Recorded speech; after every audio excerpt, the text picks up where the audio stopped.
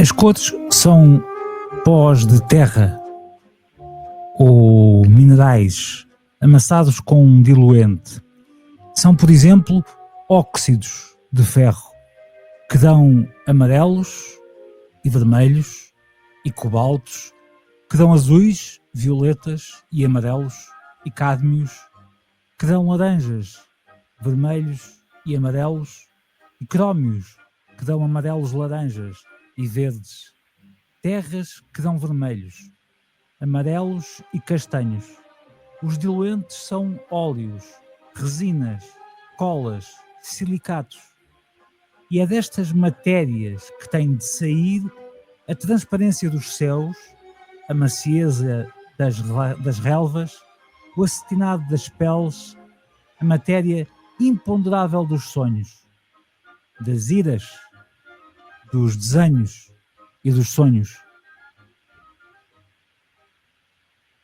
Olá, boa tarde, bem-vindos à Guernica por uma comunicação internacionalista. Começamos, como sempre, com o texto de Mário Dionísio, que hoje dedicamos à nossa convidada, à Nazaré Campos, que vamos conhecer já melhor e também saber porque é que está aqui. Hoje gravamos este programa no dia 9 de abril, são 17 horas e 12 minutos e ele será passado amanhã em primeira mão, fresquinho, às 21 horas na Península Ibérica, o que quer dizer que são 22 da fronteira para lá, menos em Gibraltar e ao mesmo tempo em Belfast. E depois começaremos as passagens e as transmissões nas redes habituais no Brasil. Chama-nos a este editorial a conversa com uma das autoras de uma biografia. A biografia é a biografia de Fernando Campos, que tento pôr no ar, está aqui. Esta é uma edição da Avenida da Liberdade Editores, imagino que do Alexandre Sá, a quem cumprimento daqui, e foi-me enviado com alguma surpresa pela Maria Campos, outra das autoras deste livro, já que este livro, que se chama Fernando Campos, Biografia à Procura do Homem da Máquina de Escrever, diz que é um retrato escrito pela família. E, de facto, assim são os autores. Eles são também filhos, há participações de netos que não são netos, que é como se fossem netos, mas há uma visão global e familiar a construir um retrato. A Maria Nazaré, a Maria Margarida Campos, a Maria Fernanda Campos, o Fernando Campos, Silva Campos, que infelizmente nos deixou em 2024. Estava este livro a sair e a quem dedicamos à sua enorme gentileza e presença este programa. Onde quer que esteja, estará presente. Também ao Augusto e à Maria Filomena Campos. O Joaquim escreveu, desenhou, peço desculpa, ilustrações que me parecem notáveis nesta mesma biografia e que vão sendo uma espécie de código de descoberta sobre o que é que elas representam na realidade, porque é que ali estão, não são ilustrações para explicar, são ilustrações para descobrir. Aquilo que lhe queria perguntar, primeiro que tudo, é o paradoxo que me surge na capa, logo na capa, quando encontro a palavra biografia e a palavra retrato. Sendo que se a biografia é a vida escrita, ou a escrita da vida de alguém, neste caso os dicionários dizem-nos uma pessoa, do meu ponto de vista pode ser um gato, não é? Não há, os dicionários ainda não chegaram aí, mas neste caso de uma pessoa, dizem-nos também os dicionários que os retratos são a semelhança, a aparência. Aliás, uma nota dos dicionários que eu acho curiosa sobre esta questão das palavras, gosto que mantive em comum durante muito tempo com outra pessoa que acabamos de falar, a Olga Afonso dos Reis, não vamos ainda lá. Enquanto, por exemplo, biografia, diz-nos José Pedro Machado, tem mais, claro, nosso mestre eterno, não há outro, ninguém vai fazer outro dicionário, portanto também dele não saímos, que é a descrição da vida de alguém. A obra que faz narração das fases da vida de uma pessoa. Biografia. Claro que isto, como eu dizia, ainda não chegámos à possibilidade de conceber que uma biografia pode ser também de um objeto, de um animal não humano, de qualquer coisa. Já um retrato fica-nos marcado que é uma imagem reproduzida ou pela pintura ou pelo desenho, a partir de uma determinada altura pela fotografia, que é uma imagem da semelhança, algo que se assemelha à figura, e eventualmente aproximar-se ao caráter de uma época. Seria aquilo que nós chamamos, quando olhamos para um retrato, está muito parecido. Que paradoxo é este? Eu escrevi na introdução, é muito é paradoxal e ao mesmo tempo é fascinante ver que o conceito de biografia tem a ver com uma sequência da evolução de um caráter no tempo, mas na verdade a noção talvez de retrato desvaloriza um bocado o progresso no tempo. A biografia, ao organizar a vida de uma pessoa no tempo, dá uma prioridade a acontecimentos que são acontecimentos exteriores, mas, o esse progresso linear, é contraditório com a evolução mais íntima, que na verdade é um bocado permanente, é um bocado a negação do tempo. Uma pessoa, de certo modo, é sempre a mesma pessoa e à medida que o tempo nos desafia e nos massacra ou nos dá oportunidades, nós aproveitamos para exprimir aquilo que somos ou aquilo que não conseguimos ser ou que gostaríamos de ser, para nos definirmos, para nos experimentarmos. E nós tentamos contrabalançar o progresso diacrónico com a simultaneidade da existência do Fernando Campos, quem era ele, independentemente dos acidentes do tempo. Não sei se estou a responder à Sim, pergunta. claro, sim, sim. E desse ponto de vista, a memória, que é algo ardiloso, não é? Algo que Sim, não está estático, não é permanente, que vai, vai enfim, sendo crescendo. inventado, vai sendo reinventado. Exatamente, não é? Ela própria é ficcionada cada vez que a invocamos, evocamos, cada vez que a contamos, ela aqui junta uma série de memórias para encontrar uma memória comum.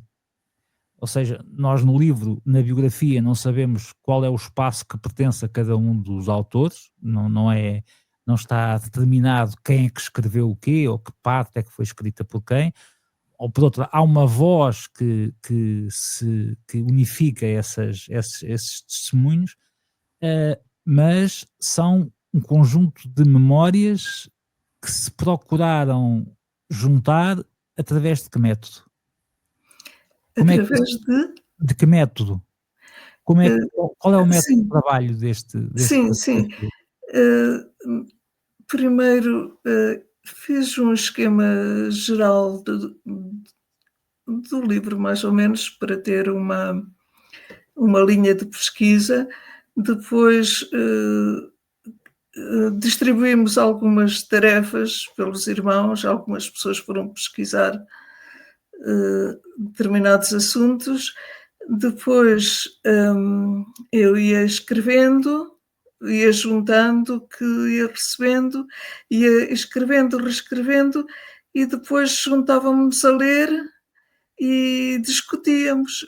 É muito engraçado que havia alguns momentos em que não tínhamos a mesma memória ou até a memória do mesmo assunto chocava-se. E como é isso não inevitável. aconteceu muito, mas aconteceu também. E o que é que prevalece? Qual é a regra que prevalece? Elimina-se o assunto? O que Eh, prevalece é que, pronto, como era eu que estava a escrever a maior parte, quando, quando os meus irmãos achavam que eu estava a exagerar, pronto, diz Saltava. sim, criticavam-me e diziam que não era bem assim, e depois chegávamos a um consenso, mas nós conversávamos calmamente até chegarmos a um entendimento. E dessa passagem para a escrita final, hum, nós estamos a falar da biografia de um autor, seja, na realidade, de um escritor. O que é a sua que é aquilo que fica e aquilo que é o seu essencial são os seus livros, aquilo que ele escreveu. As biografias abrem sempre a porta para uma outra coisa que é a pessoa e o detalhe da pessoa, que Exato, também é sempre subjetivo. claro. Qualquer pessoa, aqui voltando um bocadinho atrás, eu acho que toda a gente pode fazer um retrato, nem toda a gente pode fazer uma biografia. Algumas pessoas conseguirão fazer as duas coisas, mas há gradações muito diferentes do registro biográfico, que é de resto um tipo literário que me agrada muito e que cada vez vai havendo menos. Por exemplo, o facto de normalmente fazem-se biografias encomendadas, não é? Não se fazem biografias de gosto, alguém Hum, que se senta por gosto a estudar a vida de alguém. O que acontece é, ou está a fazer uma tese qualquer e académica, ou é uma editora que diz: "Olha, escreve aí a biografia do cantor não sei quê", que aliás é o que mais acontece, umas vezes assinando, outras vezes não assinando. Neste caso há um outro propósito, que é abrir, e do meu ponto de vista, a primeira porta que se abre de uma pessoa que foi muito reservada em relação à sua vida privada e na maneira como depois vivia a escrita. Quando se falava com ele sobre os livros, normalmente não se estava no mesmo espaço em que se falava sobre a casa ou a vida ou as opiniões gerais do mundo, eh, pelo menos da mesma maneira, não é? Nem com a mesma. E era mesmo difícil falar dessa parte que não fosse mesmo no espaço da casa, não é? E de repente abre-se essa porta. É, o que é de alguma maneira violento. Nós habituámos-nos à voz de um escritor. Eu acho esta fotografia, especialmente feliz. Não é ele que está feliz, isso não sei que sim, está na Rábida, provavelmente estará, e está de férias, que também é uma coisa boa para um professor. Mas de qualquer das maneiras, provavelmente estará a escrever, está a pensar, é uma fotografia feliz porque, aqui sim retrata muito um caráter através da aparência e da semelhança. sim, é verdade, é verdade. Esta ideia de que está tudo a acontecer à volta, mas ali dentro, de repente, não está a dedicação exclusiva àquele momento de escrever, mesmo que esteja a cair uma bomba ao lado, ou uma porta a bater, ou qualquer coisa do género, e essa é uma parte. A outra parte, eh, a imagem ficcionada, evidentemente, que nos fica. Olha, antes de entrarmos no ar, eu e a Nazaré estávamos a falar da rádio e das vozes da rádio e das vozes que na rádio depois imaginávamos os seres, não é? Como é que eles eram, como é que não eram, gente que nós nunca conhecemos. eh, é um bocadinho como o teatro radiofónico, não é? Ouvimos personagens em que as pessoas se anulavam só para dar a voz a personagens, nunca conhecemos essas pessoas, pelo menos a grande maioria. O Fernando Campos deixou uma obra assim, é uma voz que nós por onde não conseguimos perfurar o dado mundano, não é? A vida mundana, cotidiana, as pequeninas coisas da vida, ou as chatices, ou determinado tipo de contextos mais datados, por exemplo. Daí, se calhar, a sua aproximação à história, né? Tentar retirar da espuma da banalidade diária das coisas aquilo que é do seu tempo, mas que pode ser contado noutro. Esta porta, ao abrir-se, foi uma necessidade de quê? Que está aí a obra dele, estão aí os livros dele. Que vontade foi esta de abrir a porta da sua pessoa? Quando se aproximou o centenário, nós estávamos num colóquio da Maia e, eh, foi dito que estava na altura de haver uma biografia, porque não havia nada escrito sobre o Fernando Campos, e eu e os meus irmãos pensámos, que era melhor sermos nós do que ser alguém que não o conhecia, porque, eh, escreveu-se, muita coisa errada sobre ele, e errada quer dizer, ao lado. E ele era tão particular que achamos a ideia da biografia dele, enquanto nós fôssemos vivos, ser escrita por alguém que não o conhecia bem, em custava-nos um bocado, então nós pensámos, apesar de nunca termos escrito, hã, acho que temos de ser nós, fazemos das tripas coração e vamos escrever a biografia. E tivemos Ou se cerca calhar publicado. Isto fica como? aqui, ou se calhar publicado, digo eu. Sim, é verdade. E pronto, tivemos 1 ano e meio para escrever e durante esse ano e meio o nosso irmão Fernando começou a ficar cada vez mais doente, de maneira que foi 1 ano e meio muito, muito intenso. E pronto, e conseguimos, eh, escrevemos, 400 e muitas páginas e depois quando já estava quase a ir para o prelo, o editor disse para cortarmos cerca de 80 páginas em cerca de 1 semana, que foi terrível, e É esperamos numa segunda particular do edição. editor. Como? É particular do editor. São as necessidades de uma pequena editora, porque Pois, claro. a necessidade de sobrevivência de uma pequena editora é terrível. E então, como tivemos muito pouco tempo e nessa altura já o nosso irmão estava muito mal, acho que há pequenas partes em que acabou por haver uns certos saltos e esperamos numa segunda edição, de certo modo, corrigir um pouco isso. Mas É. talvez não se note muito. Pois, eu não fiquei com essa sensação, até Não, porque a isso minha foi biografia para não nós, foi tem muito pois, angustiante. Foi claro. angustiante esse corte.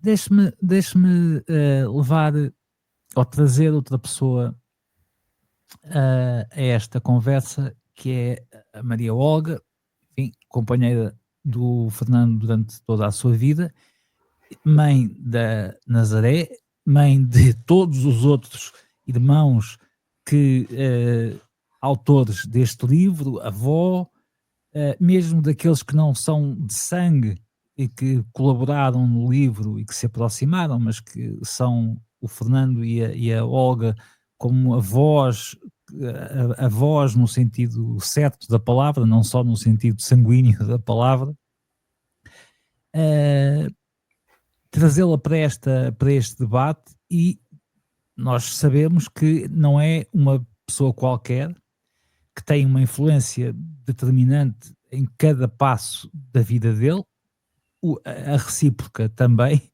apesar de que me parece de maneira diferente, Sim, e com enfim, com forças diferentes. eh, a Maria Olga dizia que é tempo de encostar os filósofos à parede e saber o que é que eles pensam da bomba nuclear das coisas más, das coisas boas e do que é que está a acontecer. Tirá-los de uma bolha, aquela bolha socratiana que nos ficou de uma malvada herança, não é? Que parece continuar. Por isso, tanto ela se excomungava como comungava das coisas em que acreditava com a mesma violência ou ato de sagração. Eh, é muito di isto é uma a pergunta que quero fazer é que creio que se deve ser muito difícil estabelecer uma biografia de uma pessoa, responder às expectativas da obra escrita que essa pessoa deixou, que no fundo é o que os leitores conhecem, sem introduzir na mesma biografia outra pessoa que faz parte dela com tanta intensidade. Ou estou errado? não, é verdade. Eh, é a Maria Olga, está presente na obra dele de várias maneiras. De uma maneira prática, ela ia lendo sempre, à medida que o meu pai escrevia, ela ia lendo e os 2 conversavam sobre sobre tudo e mais alguma coisa. Por exemplo, às vezes a minha mãe, que tinha um temperamento completamente diferente do meu pai, como o Frederico sabe, ela achava, por exemplo, podia achar que havia exageros e tentava que ele acalmasse esses exageros, mas aquilo que ela consideraria exageros tem a ver com pontos de vista diferentes acerca, da estética, talvez, embora, hum, eles concordassem em muitas coisas, não concordavam em tudo. E, por exemplo, um aspecto da obra do meu pai que é difícil de compreender, que é a introdução da banalidade, a introdução do caos, do daquilo que é mais grosseiro no ser humano, eh, isso, para a minha mãe, às vezes, eh, entrava numa zona em que não viam as coisas da mesma maneira exatamente, Sendo mas que, deixa-me acabavam só por interrompê-lo, chegar mas só interrompê-lo, sendo que, do meu ponto de vista, é uma opinião minha, sendo que ela era muitíssimo mais radical e violenta até na maneira de colocar um determinado tipo de visões sobre as coisas e o a minha mãe era uma pessoa apaixonada e espontânea, e o meu pai era uma pessoa ponderada e era uma pessoa de trabalho lento e de muito estudo, muita pesquisa. E mesmo, por exemplo, numa obra, complicada como é O Pesadelo de Deus, que é o contrário da calma, se pudermos falar em batético, que é o contrário do pathos, o bathos, que é, hum, a desconstrução de tudo aquilo que são a procura, que é a procura do sublime ou do belo na arte. eh, Essa obra tem tudo quanto é o caos, tudo quanto é aquele estado anterior à palavra, em que tudo está em ebulição e à procura de uma forma de expressão. Eh, a minha mãe, que era uma pessoa apaixonada e espontânea, também, ela apreciava muito, esse nível de pré-verbal, de imagens caóticas em luta por sair cá para fora. Mas muitas vezes ela achava que ele se aproximava do mau gosto, do ponto de vista dela. E então ele tentava explicar-lhe porque é que ele punha lá aquilo que parecia, eh, um mau gosto. E então, explicava aquilo de que ele falou muitas vezes, que era preciso argamassar todos os materiais, argamassar era a palavra dele, eh, pôr tudo, tudo, tudo quanto é aquilo de que não se fala, aquilo de que para o qual ainda não há bem palavras para falar, e tentar, de uma forma quase como se fosse action painting, como se fosse expressionismo, gestualismo, mas através de palavras. E isso, não só a minha mãe ao princípio, nem sempre gostava de tudo, como a crítica tratou muito mal esse livro. Alguma crítica, outros críticos gostaram. Mas é complicado, porque quando uma pessoa está a criar uma coisa, está a criar uma coisa que é só sua, por mais próximo, por mais próximo que esteja da outra pessoa, e eles estavam muito, muito próximos, eles falavam de tudo, toda a nossa vida nós assistimos, ao diálogo entre eles, que era sempre, cordial, eles nunca se zangavam, mesmo quando tinham ideias opostas. Era maravilhoso ouvi-los conversar, porque era conversar, não era discutir. E acho que me perdi um bocado. Não, é isso, não me perdoo nada, é isso que eu percebo, mas, quando nós estes 2 lados, como é que se tratam numa biografia, sendo que o biografado é só um? Sim, o biografado é só um, mas nós não somos só nós. Nós, e na obra do meu pai vê-se isso muito bem, nós somos quem veio antes de nós, quem está connosco, e um dos aspectos em que isso é extremamente visível na obra do meu pai é a referência às vozes que ele ouvia desde a infância. Não eram só as vozes da família, as vozes de toda a gente, porque ele ainda vem de um mundo muito coletivo e as personagens, as pessoas do povo que ele conheceu e que ele falavam, porque antes as pessoas estavam menos isoladas. Falavam imenso. E então ele, ao transportar essas vozes para a sua obra, ele mostra que essas vozes falam através dele e de certa forma também são ele, e ele de certa forma também é as pessoas que ele conheceu e as experiências que ele teve, de maneira que o biografado é uma pessoa só. O que ele conseguiu fazer com as suas experiências, com aquilo que o marcou, com aquilo de que ele se lembrava, com aquilo que ele admirava e que achava extraordinário. Eh, Essa parte de aquilo que uma pessoa consegue fazer com aquilo a que teve acesso, isso talvez seja o mais particular, o mais individual. Isso talvez seja, em parte, componha em parte o tal retrato.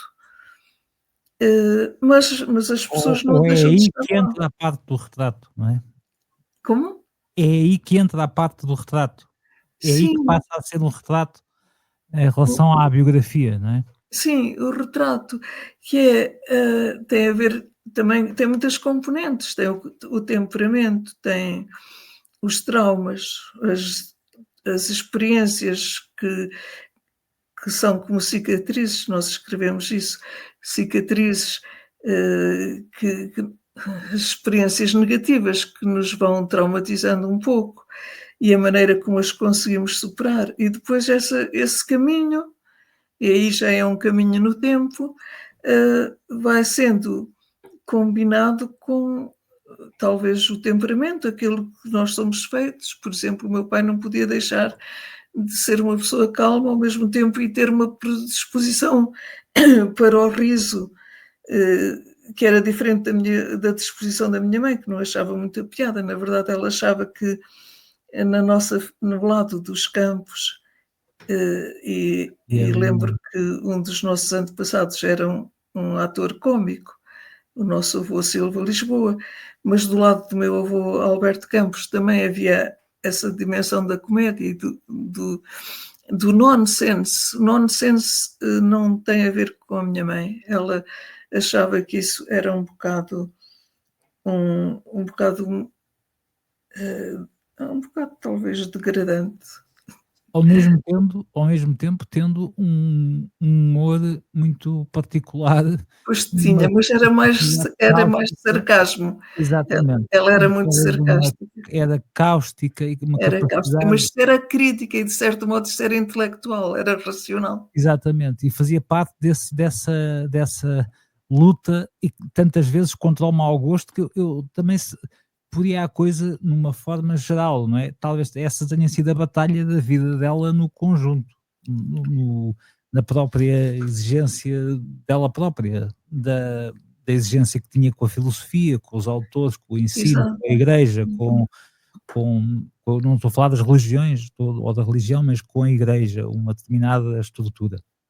Sim, Posto isto, outra coisa acontece que é a exposição da Maia. Bem, evidentemente para as pessoas que até agora não perceberam, a relação do Fernando Campos com a Maia é lá ter nascido e, portanto, essa relação fica explicada. Não que as pessoas às vezes sejam muito recordadas nos sítios onde nascem, ou onde viveram, ou onde passaram algum tempo mais especial.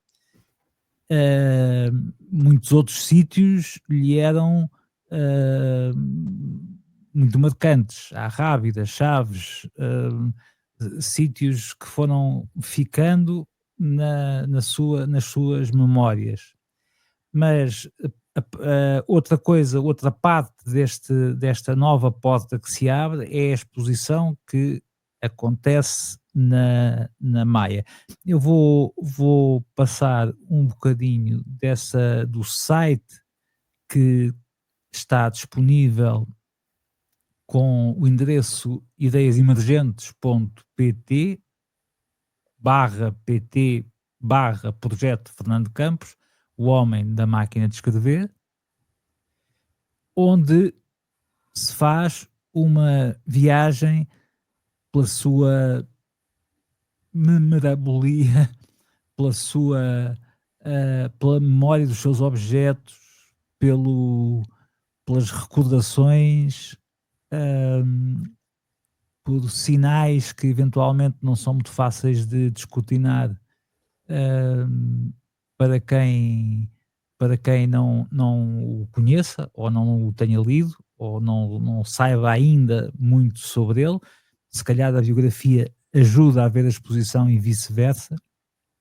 Mais uma vez, é um choque ver aqueles objetos expostos, que eram objetos silenciosos e guardados, ver aqueles manuscritos, os, o, ah, aquela intimidade que foi sempre tão guardada ao longo daqueles anos, agora tão exposta, até mesmo a fotografia dele. Nós, durante estes anos todos em que ele escreveu, publicou, etc., se repararmos, os livros não fazem nunca como base da sua afirmação de venda a fotografia dele, e soube eu por muitas vezes que por sua vontade, não é? Por ele não querer que isso acontecesse. Ele tinha, de resto, uma piada que tinha a ver com os autores que põem a sua cara na primeira página, na capa, não é? Na capa de um livro, que é logo mau sinal em relação ao livro e em relação ao autor. Mas vocês compreendem que este é mais um choque, não é? Porque nós voltamos a ficar perturbados em relação àquela voz que estava guardada da Casa do Pó até ao fim, àquela passagem por Lesbos, até aos últimos escritos. E esta é como se de repente nós tivéssemos a voz dele e agora outra voz dele a falar ao mesmo tempo. Sim, pois é, uma sobreposição. Pôs-se em diálogo, está ele em diálogo aqui. Como? Está ele em diálogo aqui, ele consigo próprio, a partir destes dois olhares. Sim, sim, sim, sim, de certo modo, de certo modo. Ele O diálogo dele com ele próprio é um dos aspectos cruciais da escrita dele, porque era uma pessoa de muitas facetas e uma pessoa que duvidava, uma pessoa indecisa e que gostava de ver, o fantasma. Ele falava muitas vezes do fantasma dele próprio e perguntava se ele seria ele ou o fantasma dele próprio, precisamente por ter a noção de várias camadas de possibilidades de realização do ser. e o modo como a vida condiciona, aquilo que uma pessoa será ou poderá ser, era um assunto que o preocupava bastante. Ele falava muito, escrevia sobre isso. E todas as personagens dele, principais, têm sempre várias camadas também. Não é só o diálogo dele com ele próprio, é também o diálogo das personagens com elas próprias, porque o verbo ser é, é o verbo mais complicado que existe. Pois, senão não estávamos aqui agora. Pois não. Eh, outra questão que me parece sempre muito pouco falada é a ligação que ele tinha a outras artes, a outras formas de expressão. Aliás, há um entendimento que de alguma maneira os 2 tinham de que as artes são um uma coisa, não são disciplinas dissociadas umas das outras. Sim, claro. Portanto, hoje pode-se escrever um livro, amanhã fazer uma pintura. Hã, ele fê-lo, ele tinha essa apetência particular para, enfim, trabalhar com a escultura, com as mãos, com coisas especialmente esforçadas, pesadas, etcétera.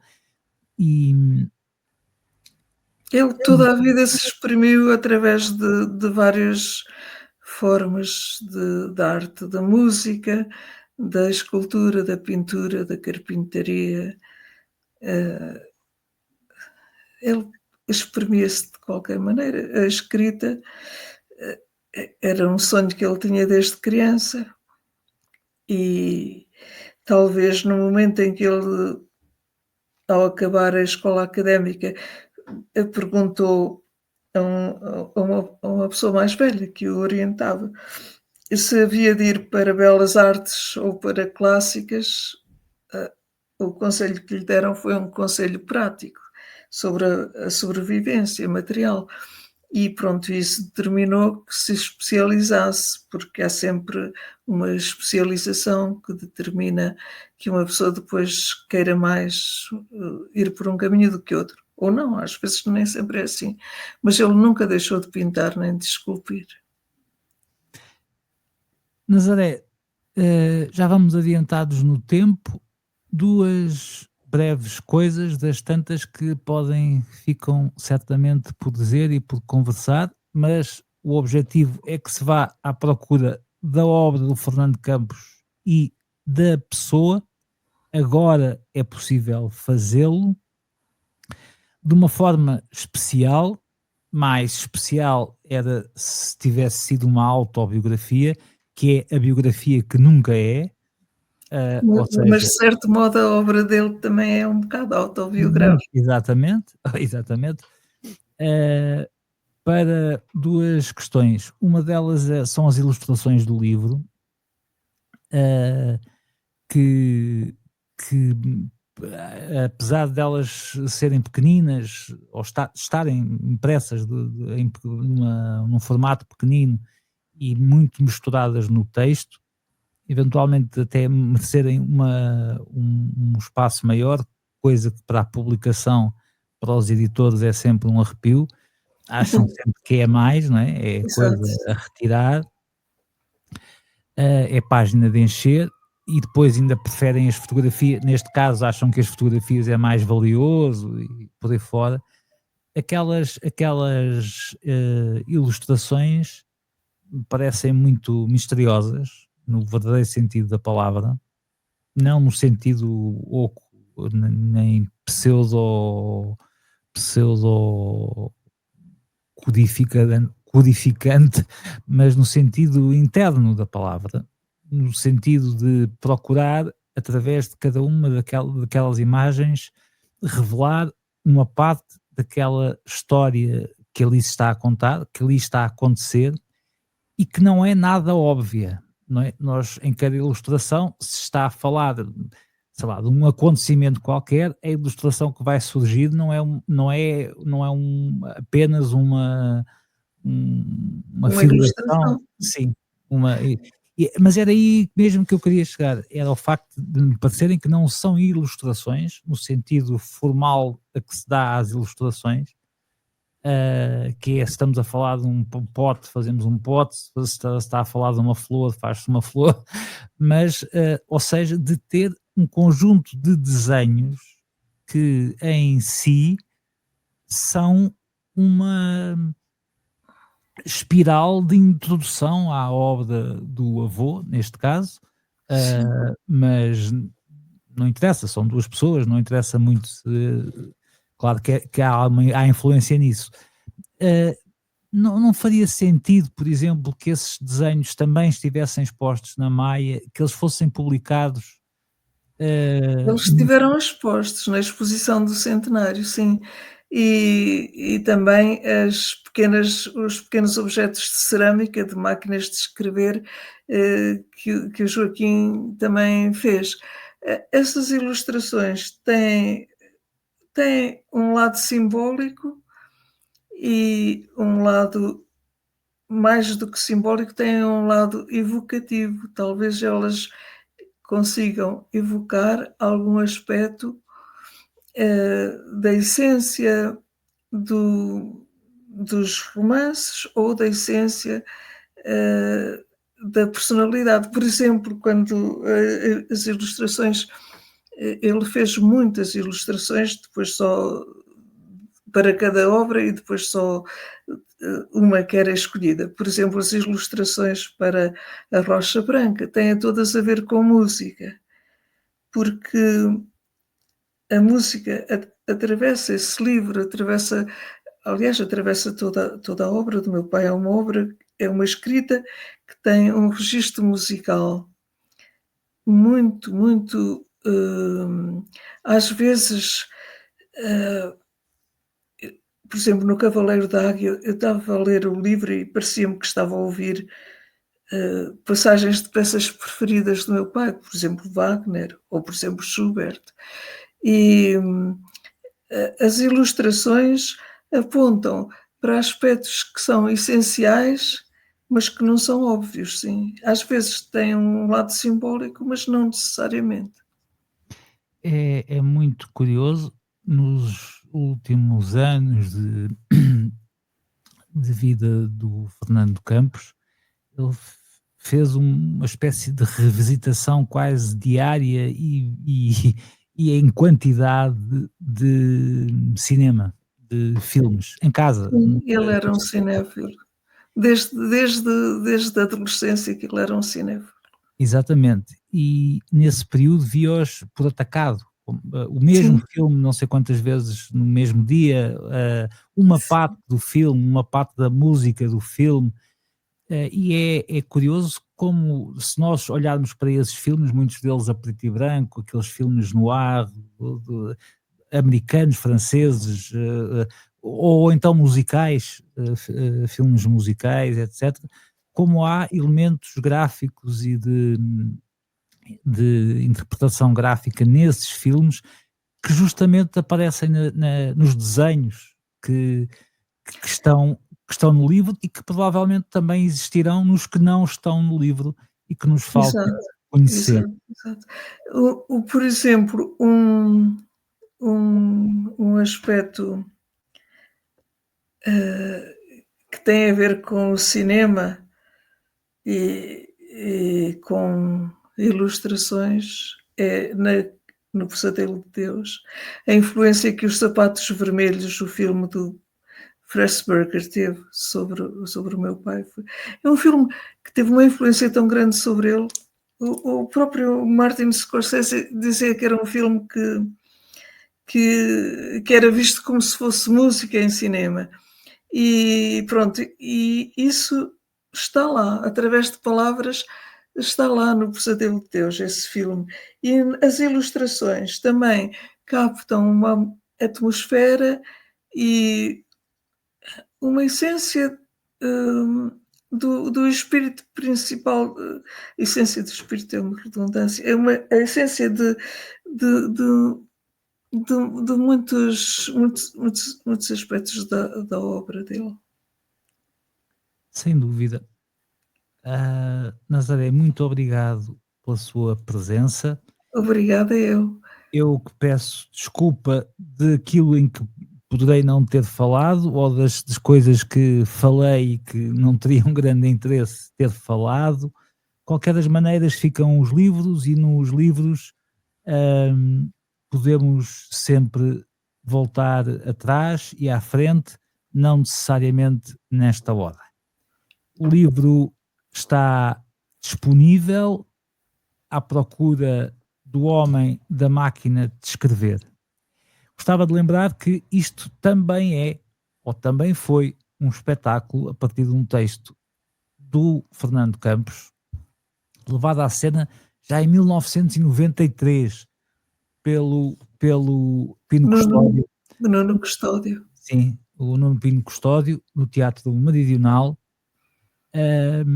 e talvez o enigma da máquina de escrever continua-se à procura do homem na máquina de escrever, não sabemos ainda quem é, este livro que vivia numa estante e que deu lugar a este texto e a esta peça, que provavelmente agora recontinua num trabalho de desenho e de ilustrações que se junta a textos de memórias que não se perderam.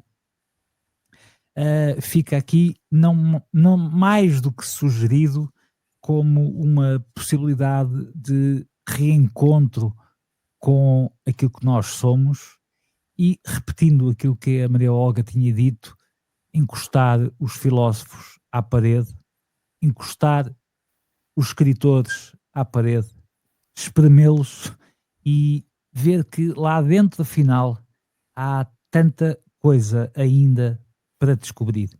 O livro tem um prefácio da Luísa Meli de Franco, é um retrato escrito pela família e uma biografia. Já falámos nisso. Os seus autores são os seus filhos e também seus leitores. E vou recordá-los a Maria, desculpem, a Maria Nazaré Campos, a Maria Margarida Campos, a Maria Fernanda Campos, o Augusto Campos e a Maria Filomena Campos. E dedicamos este programa, mais uma vez, à gentileza e à doçura de vida do Fernando Afonso Reis da Silva Campos, que estará também sempre presente nas nossas memórias. Nazaré, muito obrigado. Obrigada. Havemos de nos continuar a conversar.